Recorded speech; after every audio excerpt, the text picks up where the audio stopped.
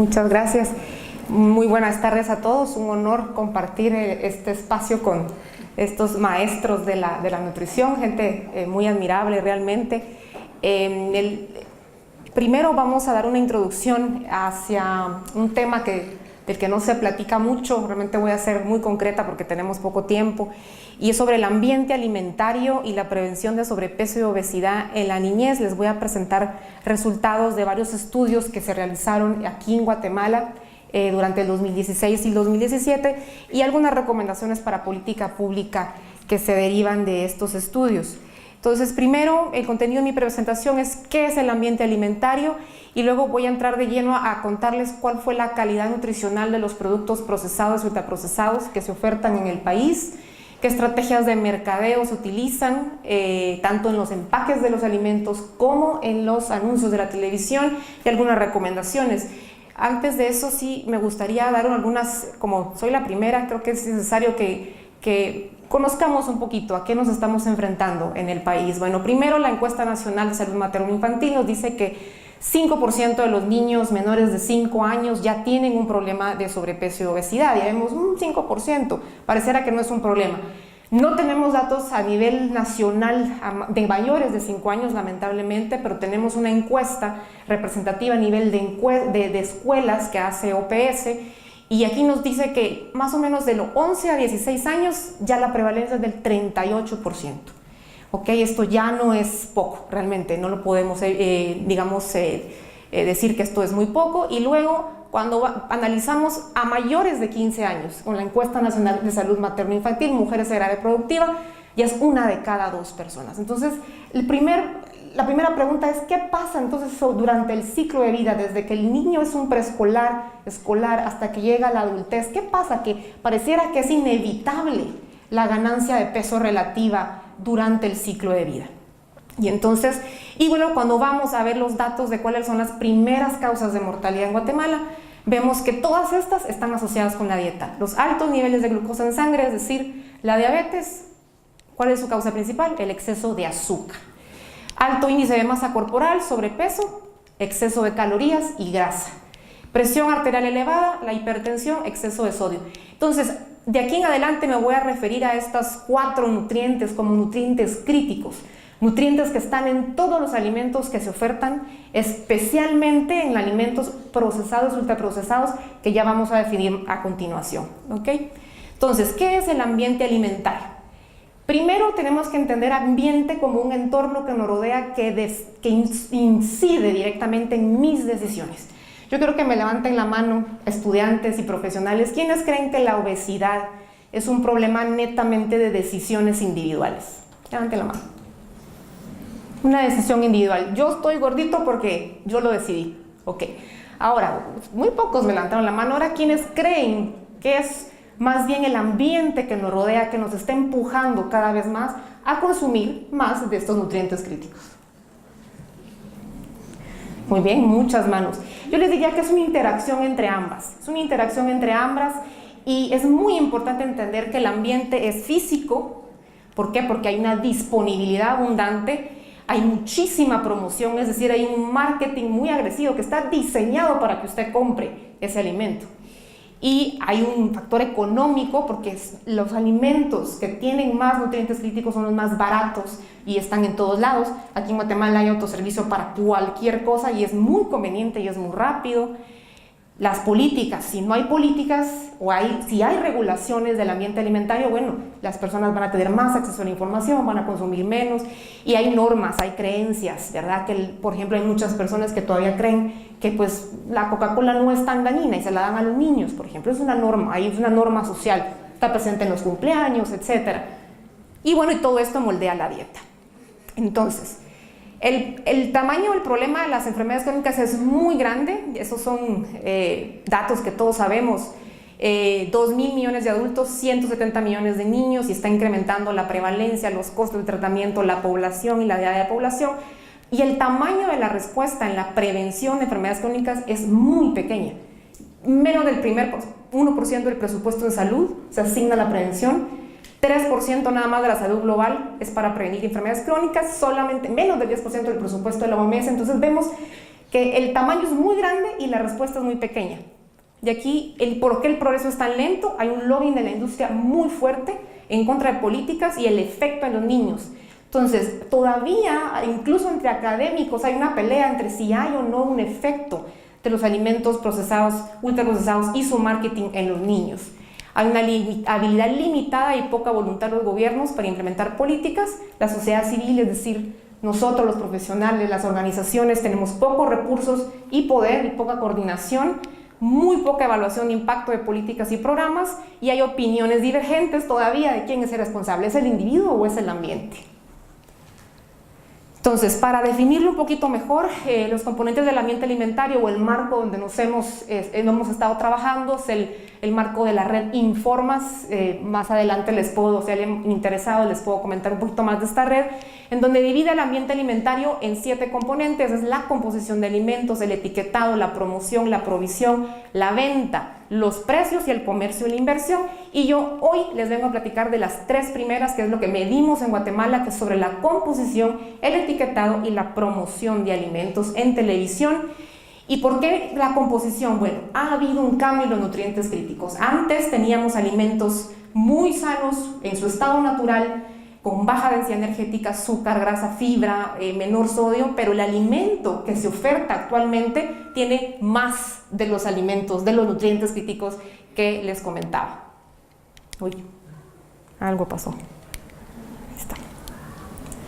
Entonces, importantísimo antes de definir qué es un procesado y qué es un ultraprocesado.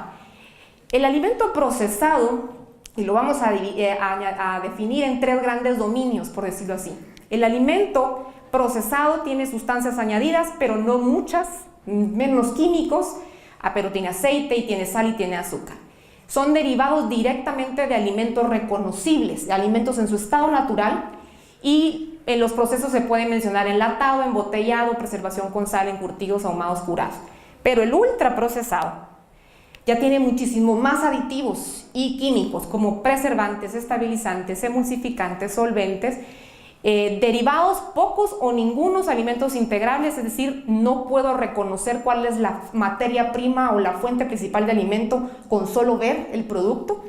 Y bueno, hay más procesos, ¿verdad? Los procesos que se someten en la industria de hidrogenación, hidrólisis, extrusión, modificación de forma, moldeado, fritura. Aquí les traigo un ejemplo. El melocotón es un alimento no procesado, por ejemplo. En su estado natural es una fruta. El procesado sería el melocotón en almíbar, ¿verdad? Ya tiene una lata, ya tiene azúcar añadida, pero si yo abro la lata todavía puedo reconocer a simple vista que es un melocotón. Pero ya una energía, esta es una bebida energética con sabor a durazno. Prácticamente este es un producto sintético que utiliza el sabor a durazno. Este es un ultraprocesado. Con solamente abrirlo y verlo yo no puedo decir exactamente qué es. Y esa es una gran diferencia entre el procesado y el ultraprocesado. Entonces, les voy a contar sobre los métodos, primero de cómo medimos la composición y el etiquetado de los alimentos y posteriormente el marketing de los mismos.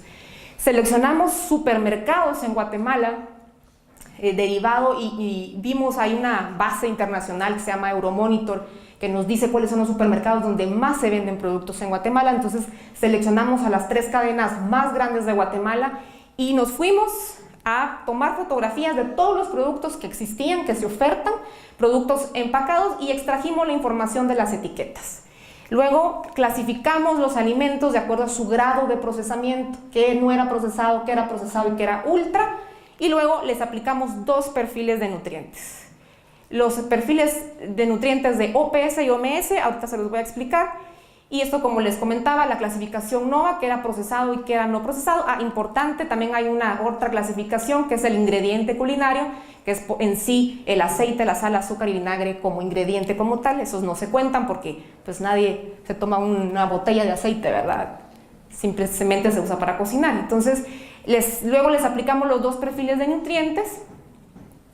Por ejemplo, el perfil de nutrientes de la OPS nos dice si un producto es saludable basado si no sobrepasa los ciertos niveles de nutrientes críticos. O sea, cada producto se decía, bueno, tiene que tener cierta cantidad de sodio, de azúcares libres, de edulcorante artificial, de grasa total, de grasa saturada y grasa trans para decir si era o no saludable.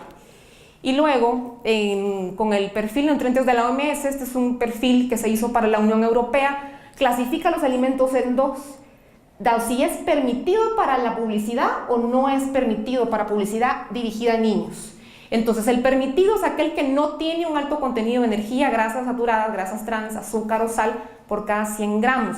Y existen puntos de corte para cada grupo de alimentos. Se dividen los alimentos en 17 grupos y para cada grupo hay puntos de corte definidos. Y así era como íbamos diciendo si estaba permitido para publicidad o no permitido para la publicidad. Y bueno, además de esto, también evaluamos qué técnicas persuasivas de marketing utiliza la industria con metodología previamente validada. Estas son el tipo de técnicas persuasivas de marketing que evaluamos. Hay dos grandes, digamos, dominios de técnicas persuasivas. Uno son el uso de declaraciones nutricionales y de salud. Estos alimentos, ambos son ultraprocesados, ojo, ¿verdad? Se utilizan declaraciones que tienen que ver con la salud. Por ejemplo, esto es prácticamente azúcar, pero dice con 6 vitaminas. Y esto también son productos lácteos que dice ayuda, defensas, reduce cansancio. Son declaraciones que se relacionan a la salud. Esa es una técnica persuasiva de marketing que se utiliza mucho en los ultraprocesados. Y también evaluamos los personajes o los caracteres. Entonces, por ejemplo, se utilizan imágenes de deportistas o de caricaturas conocidas, etcétera. Y también las promociones, por ejemplo, juegos, concursos, paga 2 lleva 3, ediciones limitadas, ofertas, descuentos. Este es un ejemplo nada más de lo que encontrábamos en las cajas, ¿verdad? Por ejemplo, utiliza una celebridad deportiva, usa un elemento de marca, también esto es otra promoción, etcétera, y el otro dice descuentos. Entonces vemos que están realmente plagados de promociones y de marketing. Y luego en canales de televisión, ¿qué hicimos? Hicimos algo bien similar, pero con anuncios de la televisión. Entonces, utilizando, gracias a una alianza con la empresa iVoox que mide el rating de los canales más vistos en Guatemala, escogimos los 6 canales para niños con mayor audiencia, 4 con información de audiencia, no tenían audiencia todos los canales, y seleccionamos 6 canales y grabamos 8 días, 4 fines de semana, 4 entre semana, de 6 a 24 horas, un total de 864 horas de televisión. Y a cada uno de los anuncios de alimentos en estas horas aplicamos el perfil de nutrientes de OMS que les comentaba, que divide a los grupos en 2. También analizábamos la presencia de declaraciones de salud y la presencia de 27 técnicas persuasivas de mercadeo. Y luego dividimos los canales. Habían canales que eran más para niños de 3 a 8, para niños de 3 a 16, y había un canal familiar que era un canal nacional, era el canal 13 me parece. Y también definimos cuáles eran las horas pico basado en los ratings, cuáles eran las horas donde los niños más miraban la televisión. Bueno, entonces los resultados. Esta gráfica muestra la proporción de productos que cumplen con los criterios de perfiles de nutrientes de OPS y OMS. Estos son los productos que les comentaba, que fuimos al supermercado, tomamos fotografías y extraíamos la información de la etiqueta. Entonces, basados en los 17 grupos de alimentos que define la OMS, cuando vemos, por ejemplo, lo verde es aquel que cumple criterios nutricionales, lo rojo es que no cumple criterios. Muchísima información faltante en las etiquetas, esa es otra recomendación para política pública. Muchos alimentos, incluso ultraprocesados, sin etiquetado nutricional, es decir, no sabemos qué estamos comiendo. Y algunos alimentos que no contenían en el modelo porque el modelo no lo contemplaba. Entonces vemos, por ejemplo, que la confitería, los pasteles, los snacks, las bebidas, los cereales de desayuno incluso, ¿verdad? Y vemos ambos perfiles son muy similares en el número o la proporción de alimentos que no cumplen los criterios para decir que este es un producto que pudiera ser consumido por un niño o no, ¿verdad? Entonces, uno de los grandes hallazgos, por ejemplo, en resumen, cumple criterio, según OPS solo el 1.2%, según la OMS el 10%, cumple criterios nutricionales. No cumplen criterios la mitad de ellos, es decir, tienen exceso de sodio, de calorías, de azúcar, etcétera, de los nutrientes críticos, mucha información faltante, 1/3, y más o menos algunos que no se contienen en el modelo, pero esto es muy importante tomar en cuenta. Por ejemplo, cuando analizamos a un procesado versus a un ultraprocesado, vemos que el ultraprocesado normalmente siempre va a tener más azúcar libre, más grasa trans, más grasa saturada, más grasa total, excepto el sodio, porque hay mucho enlatado que es procesado nada más, pero el enlatado que tiene pues su conservación es a base de una solución salina. Entonces por eso es de que el sodio siempre es más alto en los productos enlatados, pero en general el ultraprocesado siempre tiene una mayor cantidad de nutriente crítico que el procesado nada más. Y bueno, cuando analizamos las estrategias, las declaraciones nutricionales, las técnicas persuasivas de mercadeo, vemos por ejemplo que los cereales de desayuno son quienes más declaraciones nutricionales tienen, los lácteos por ejemplo y la crema, los quesos, la mantequilla, grasas y aceites, las bebidas no alcohólicas, es decir, aquí el 64% de bebidas utilizan muchas declaraciones nutricionales y bueno, prácticamente todos utilizan técnicas persuasivas de mercadeo. Esto, por ejemplo, vemos que cuando clasificamos a los alimentos en base al perfil de nutrientes de OMS, vemos que el 38% de los alimentos que se ofertan usan declaraciones nutricionales y de salud, pero son los no publicitables, es decir, esto debería ser cero, porque es un producto que no cumple criterios, pero usa declaraciones nutricionales y de salud. Igualmente la técnica persuasiva de mercadeo, 36% es no publicitable y utiliza técnica persuasiva de mercadeo. Y cuando analizamos la televisión, al final tuvimos 2026 anuncios de la televisión de alimentos que podíamos evaluar y vemos, por ejemplo, que el 85% de anuncios de alimentos son de alimentos no permitidos para la publicidad dirigida a niños y 14% sí son saludables y 1% que no pudimos clasificar.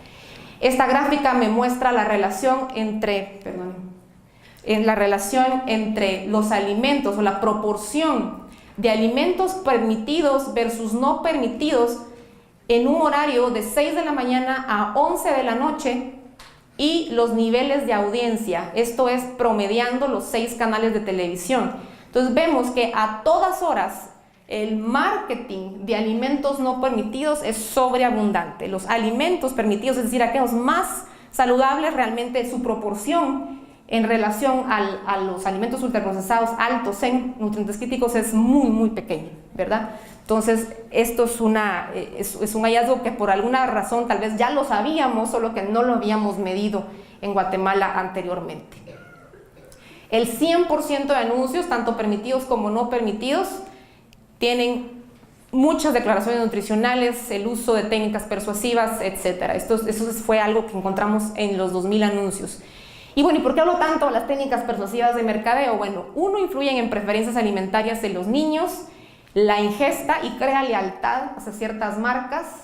Los niños no comprenden en totalidad su intención hasta los 11, 12 años. Esto es bien importante. La capacidad cognitiva de un niño de tomar decisiones que conlleven a un efecto o un impacto negativo en la salud a largo plazo, los niños no lo tienen. Los niños no saben que por consumir un producto luego, varios años después, va a sufrir una enfermedad crónica. Eso no lo saben. Gracias.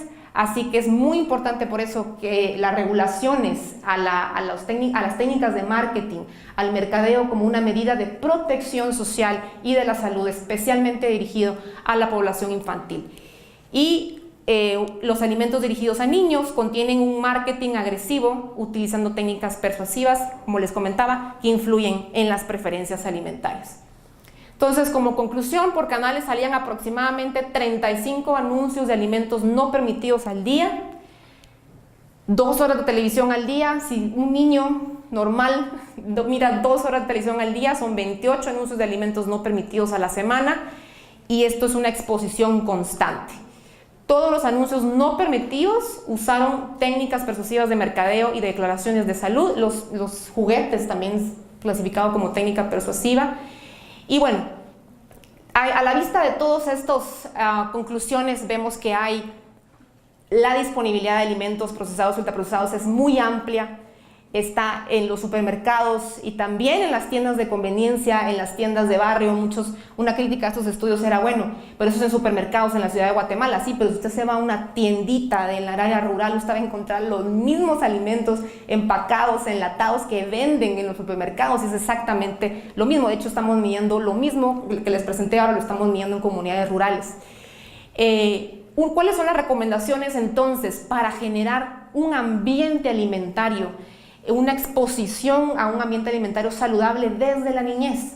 Entonces, uno, necesitamos un etiquetado que sea obligatorio para todos los productos, pero importante que no sea simplemente un etiquetado más, sino sea un sistema de advertencias nutricionales que esté al frente del empaque, que nos pueda decir si este alimento es alto en azúcar, alto en calorías, alto en grasa, etc. Y les quiero mostrar, por ejemplo, la regulación, la ley de 2606 que está en Chile.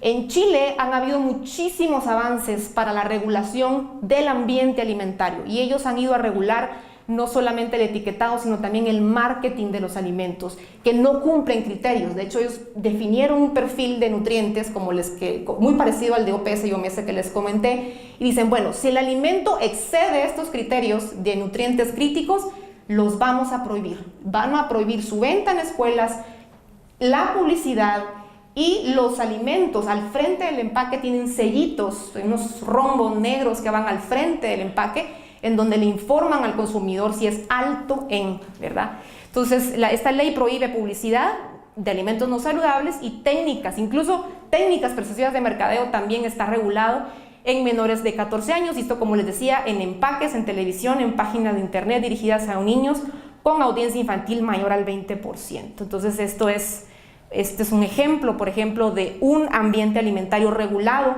y más saludable para la niñez. Si ustedes ven acá la caja de azucaritas, ¿cuál es la gran diferencia? No tiene promociones, no tiene caracteres, no tiene ninguna técnica persuasiva. Unos creen que esto es utopía, no, esto es realidad en Chile, ¿verdad? Y los sellos, como ustedes ven, los sellos grandes al frente del empaque diciendo esto es un peligro para la salud. La gente tiene derecho a saber, y especialmente si son alimentos que se consumen en la niñez. Así que el reconocimiento a mis colaboradores y a mis donantes, y muchas gracias.